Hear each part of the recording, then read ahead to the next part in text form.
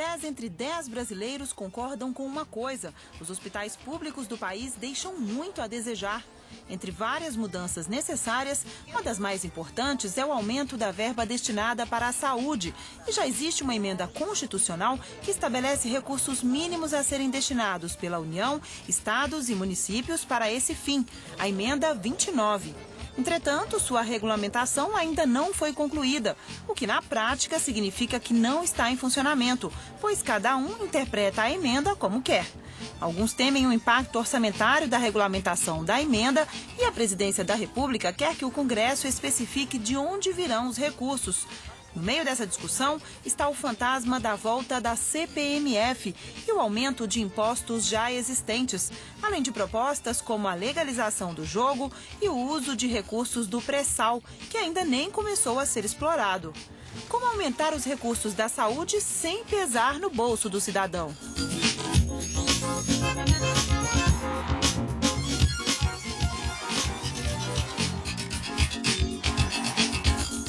Olá!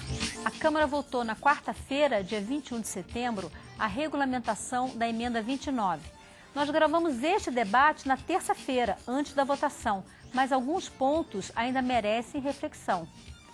Estamos reprisando o Expressão Nacional, que recebeu para debater este tema o deputado Osmar Terra, do PMDB do Rio Grande do Sul, que é médico e foi secretário de saúde do seu estado.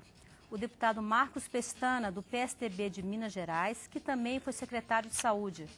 O professor Roberto Bittencourt, médico especialista em saúde pública da Universidade Católica de Brasília. José Enio Sevilha, secretário executivo do Conselho Nacional de Secretarias Municipais de Saúde, CONASENS. E por telefone, o secretário de Saúde de Sergipe, Antônio Carlos Guimarães. Senhores, muito obrigada pela presença no nosso programa. Eu gostaria de começar com o deputado Osmar Terra. Deputado, aproximadamente metade dos 27 estados brasileiros, contando o Distrito Federal, não cumprem a aplicação dos 12% da receita bruta prevista pela emenda constitucional 29. E essa concentração de estados não cumpridores, né, ela está nos estados mais ricos do Brasil, inclusive no Rio Grande do Sul. A que o senhor atribui essa dificuldade de cumprir esses 12%? Olha, é uma questão de um lado é uma questão de prioridade, do outro é das dificuldades que cada estado tem financeiro. Por exemplo, o Rio Grande do Sul é dos estados hoje que tem, falando do Rio Grande do Sul, né, que eu conheço melhor, é o estado que tem talvez a maior dívida proporcional, né, dos estados brasileiros, né? Só o serviço da dívida consome parte muito grande do recurso. Houve um avanço para equilibrar essas contas no governo anterior, no governo atual está com dificuldades de cumprir. Então, isso leva, historicamente, o Rio Grande do Sul nunca cumpriu, desde que foi criada a emenda 29, e coloca, como todos os outros estados colocam, outros serviços que não são serviços, ações de saúde, coloca como se fossem para poder chegar nos 12%, né? Todos os estados, se for olhar o balanço, né, no final do ano, todos cumprem os 12%. Só que colocam serviço. Por isso que é importante a emenda 29. A emenda, ela vai regrar isso, ela vai dizer, isso não é ação de saúde, isso não pode botar no cálculo, né? Então, acho que o grande avanço que a emenda vai dar é esse, né, para esses estados. Agora, o que eles não cumprem, cada um tem vamos dizer assim, uma justificativa, né? E, em geral, é a situação financeira, embora estados ricos, mas com dificuldades financeiras grandes. Professor, em sua avaliação, qual é a principal dificuldade da saúde pública brasileira? Financeiro, financiamento. Eu acho que essa polêmica entre ter problema de gestão e ter problema de financiamento é uma polêmica um pouco assim perigosa, porque o subfinanciamento até exige um grau de gerenciamento até muito grande, né? Se você analisar a secretária de saúde de estados e de municípios, fazem milagre com o pouco dinheiro que tem, né? Então, existe problema de gestão, é evidente que existe, nós vamos perceber isso ao longo do programa, mas o problema principal é o subfinanciamento, realmente. Deputado Marcos Pestana, o seu estado, Minas Gerais, ele tem sido referenciado como exemplo de gestão. Inclusive, o atual governador, ele era vice-governador e foi eleito governador justamente em função do processo de gestão daquele estado, né? E é um estado que também não cumpre, né, os 12% que a gente mencionou há pouco. Qual a dificuldade de levar essa excelência da gestão, que se identifica em outras áreas de Minas Gerais para a saúde pública? Primeiro, essa questão do cumprimento da emenda é uma questão controversa, porque não havendo a regulamentação, a emenda não é autoaplicável. Essa é a expectativa da sociedade. O Congresso precisa se pronunciar. Existem 11 anos que essa questão está em aberto. E a sociedade tem expectativa que essa semana a Câmara dos Deputados dê mais um passo e remeta o assunto para o Senado. Nós temos a estratégia de choque de gestão de produzir mais e melhor com cada real. Essa foi a filosofia geral do governo Aécio Neves, do governo Anastasia, e isso se reproduziu na saúde. Há um foco muito grande na gestão para resultados. Todos os nossos programas haviam um diagnóstico preciso, metas a cumprir, sistemas de controle, indução da melhoria da gestão. Mas a combinação que o Brasil tem, e essa é a essência do problema, ela é explosiva. Qualquer pesquisa de opinião pública, há muitos e muitos anos, indica que a saúde é a maior preocupação do brasileiro. O próprio ministro reconheceu isso hoje na qualquer Comissão Geral pesquisa da de Câmara. opinião pública, para prefeito, para governador, para presidente da República, a primeira prioridade na cabeça da população é saúde. E há um paradoxo.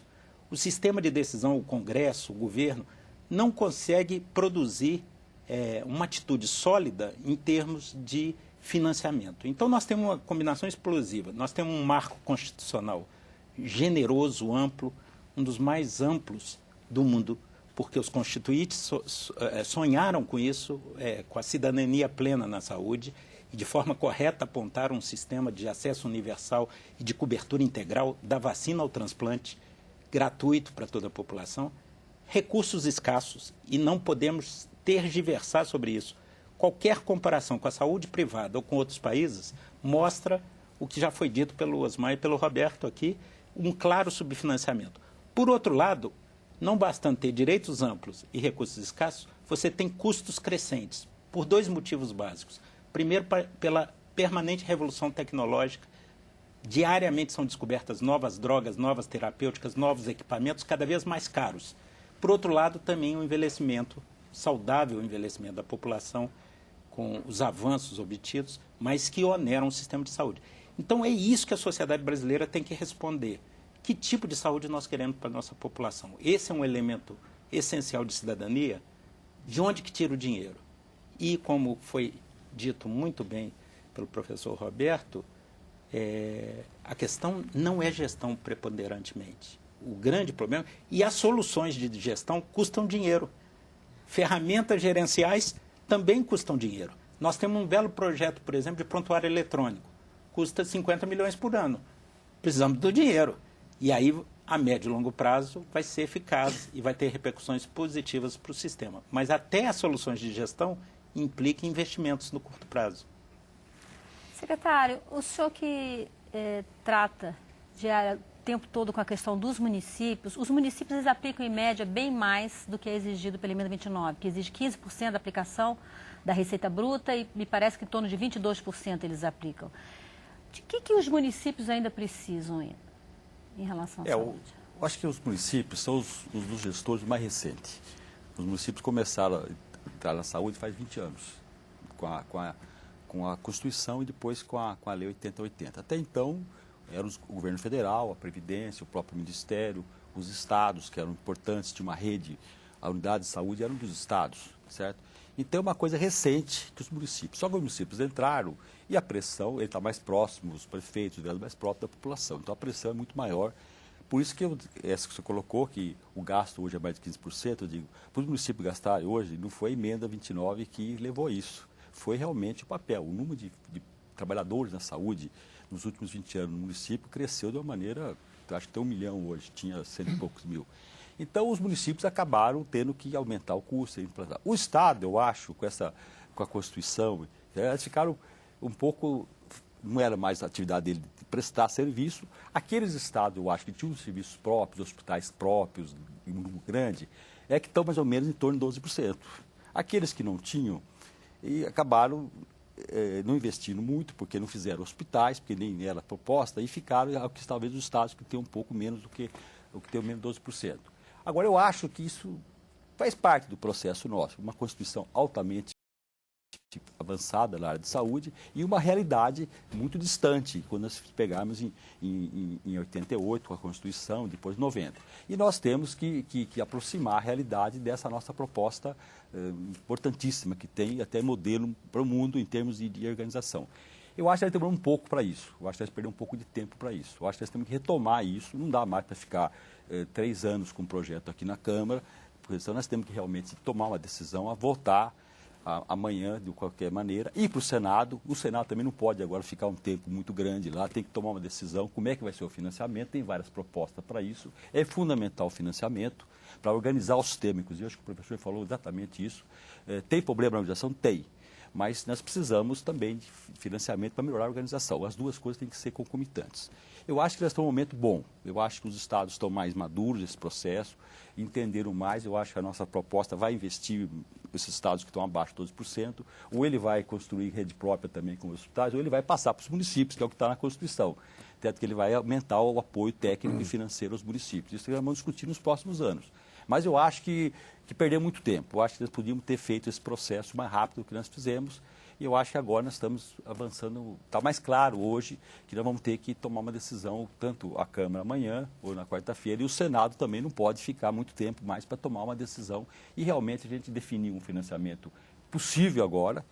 Se for 40 bi, ótimo, entendeu? Que é uma proposta que está sendo colocada. Que o ministro colocou hoje. Talvez seria insuficiente, mas seria muito bom para a gente retomar esse processo junto com os estados. Os estados também vão colocar um pouco mais de recurso com a aprovação da emenda aqui na Câmara, que é os 12%, que é gasto, está definido como gasto de saúde. Eu acho que nós vamos ter todo para a gente ter um avanço grande nos próximos anos se a gente realmente tomar uma decisão no Legislativo e a gente realmente fazer uma aproximação. Tivemos um decreto agora da presidenta também, que demorou 10 anos, um decreto de 80 a 80, mais até, né? 20 anos, né? Da 91, um decreto que vai ficar mais claro qual é o papel, como é que se faz esse trabalho interfederativo, certo? Que a gente sabe disso, está na Constituição, está na 80-80, mas acho que o decreto vai trazer uma discussão importante. Acho que esse decreto foi uma hora muito importante, um decreto de ter saído em 92, saiu agora, também vai contribuir muito para organizar o sistema e a gente ter um financiamento para a gente poder realmente avançar, porque a população está precisando. Eu acho que o sistema não está agonizando, não, como você colocou. O sistema tem muita coisa avançada, tanto na atenção básica, na alta complexidade, talvez a média complexidade. A saúde hoje é muito... porque a atenção básica hoje, com o da família, e a alta complexidade, cirurgia cardíaca, transplante, nós estamos muito avançados. Agora, a média complexidade é que nós vamos ter. Talvez o Estado tenha um papel importante nisso, a gente poder organizar melhor a média complexidade, onde a população percebe mais e reclama. A urgência e emergência também teve um grande investimento nos últimos anos, o SAMU, a UPA, mas precisamos organizar melhor também a urgência e emergência, que é uma proposta que tem sido colocada. Então, acho que nós temos tudo para avançar bastante nos próximos anos. Nós temos aqui já uma pergunta. Essa pergunta é de José Antônio Frigolini, ele é de Santa Cruz do Rio Pardo, São Paulo, e ele pergunta para os 2 deputados: a possibilidade de destinar o dinheiro arrecadado com a Loteria Federal para a saúde? Eu acho que a gente precisa estabelecer aqui uma linha de pensamento, né? Nenhum imposto, nada vai cobrir o que precisa para a saúde. A saúde hoje, para ela chegar nos parâmetros, como o deputado Pestana colocou, nos parâmetros internacionais, dos países que têm cobertura integral, universal, como é o caso dos países da Europa, Canadá, né?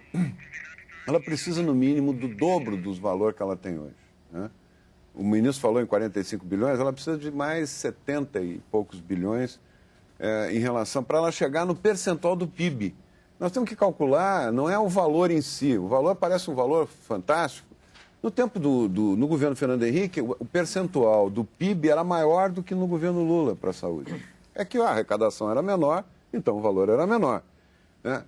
Mas o que está havendo é uma necessidade de dobrar esse valor, né? É dobrar o valor. Dobrar o valor não é com imposto sobre loteria, isso é a quantidade, o valor não é expressivo, né? Não é também só cigarro e bebida, não é fazer uma nova CPMF. Aliás, até porque todos os comprometimentos que tiveram de ligar um imposto à saúde foram, vamos dizer assim, foram frustrados. No começo era 30% logo que se criou o SUS, ele ia ser 30% da Seguridade Social. Acabou isso, em 2 anos não tinha mais. Depois criou a CPMF, o ministro Jatene, para cobrir as despesas, para ajudar o SUS. Acabou também, o dinheiro nunca foi para a saúde, foi uma parte pequena e tal. Depois o presidente Lula prometeu na votação de 2007, nós estávamos no CONAS, o deputado Pestana, o Enio também, lá no CONASENS, nós estávamos numa luta grande para aprovar a CPMF, porque o presidente Lula prometeu que ia todo o recurso a mais para a saúde. Na época era 40 bilhões, né? Nós achávamos que ali dobrava o valor, praticamente quase dobrava o valor naquela época. Quando a gente perdeu a votação, né, no Senado, por 3 votos, o que aconteceu? No dia seguinte, o ministro Mantega aumentou o IOF, dobrou, aumentou a CSLL, cobriu toda a perda que teve da CPMF, agora já cobriu quase 2 vezes nesses últimos anos, nesses últimos 3 anos, e não foi nada para a saúde, né? Então a saúde é meio patinho feio. Na verdade, ela é um patinho feio. Sempre que tem que falar em aumento de imposto, fala da saúde. Ah, tem que arrumar dinheiro para a saúde? Vamos aumentar o imposto. Então tem que ter uma fonte. Ninguém fala em fonte para o PAC, né? O PAC está aí gastando 90 bilhões, não sei quanto. Ninguém fala em criar um imposto porque tem que financiar o PAC. Agora, para a saúde, é o patinho feio, né? Sempre tem que ter. Então, eu acho que chega de falar nisso. Eu não falo mais nesse assunto, né? E eu acho que é consenso hoje na bancada da saúde não falar mais nisso. O governo tem que priorizar. Ele que cria os aumentos que quiser, os impostos que quiser, mas tem que priorizar um valor que dobre o valor. Pode ser em 4 anos, até em 8 anos, mas que nós, todos os anos, tenhamos um aumento real bem acima da média, né, do que vem acontecendo nos últimos anos, para chegar daqui a 8 anos e ter o dobro do valor. Porque aí sim, aí nós vamos ter pelo menos as mesmas condições financeiras que tem o Chile, que tem Portugal, que tem o Canadá, que tem... Aí vamos poder falar. Não adianta falar em gestão. Se tu monta uma fábrica, tem um investimento, tem um capital para fazer uma fábrica de bicicleta, por melhor que seja o gestor, não vai sair um automóvel de luxo nunca dali, né? Ele vai fabricar bicicleta, né? Nós estamos com um orçamento que ele é a metade do orçamento dos países que têm saúde universal. Então nós temos que ter... É decisão política, é prioridade política. Deputado Marcos Pestana, eu vou pedir o senhor só um minutinho, eu quero ouvir também sobre esse assunto. Nós estamos na linha com o secretário de Saúde de Sergipe, Antônio Carlos Guimarães. Secretário? Boa noite, Maristela. Secretário, boa noite. O senhor me ouve bem? Boa noite aos nossos caros deputados. Boa noite. Muito obrigado por sua presença no nosso programa, por sua participação no nosso programa. Secretário, o seu estado é um estado considerado pobre, mas que cumpre a emenda 29. Qual é a receita para isso? Nós trabalhamos hoje aqui com uma receita da ordem de recurso próprio de 505 milhões, para um estado com 2 milhões de habitantes. É importante deixar claro que o cumprimento da emenda 29 aqui, ele se dá muito por conta de uma ousadia que o nosso governador Marcelo Terra, junto com inclusive um deputado federal hoje, Dr. Rogério Carvalho, que foi secretário de Estado da Saúde, na época em que ele era secretário, eles contribuíram para a realização de uma reforma sanitária em nosso estado, regulamentando a Lei 8080. Então, nós temos uma legislação em que, por exemplo, na legislação do Fundo Estadual de Saúde, fica definido o que é a receita para a saúde, mas principalmente quais são as despesas. Nós temos 11 tópicos que definem adequadamente o que são despesas. Isso não quer dizer também, Maristela, que nós não nos ressintamos de recursos, né? A gente sente falta também, o que a gente tem não é o suficiente. Entretanto, esse movimento ele foi muito importante para dotar a Secretaria de Estado, né, dos recursos mínimos, né, necessários para a gente dar uma continuidade. Inclusive, foi possível fazer um investimento da ordem de 300 milhões, quer dizer, correspondente quase, mais até do que 50% de um orçamento anual. Nos 4 anos de primeiro mandato do governador Marcelo Deda, foi possível fazer um investimento dessa ordem, com recursos próprios. Secretário, o senhor diria que precisa ser refeita alguma nova negociação, algum novo acordo no que diz respeito ao Pacto Federativo? O que cabe aos estados, o que cabe aos municípios? Ou isso já está acordado, já está acertado? Você fala em relação à emenda 29? Isso.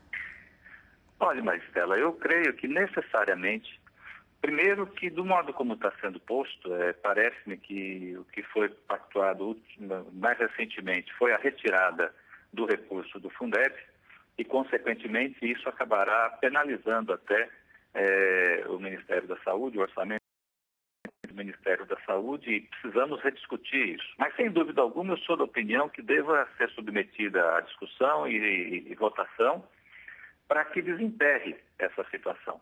E acho que, voltando à proposta para o Senado, a nossa sociedade, o Brasil, precisa dizer que saúde que ele quer.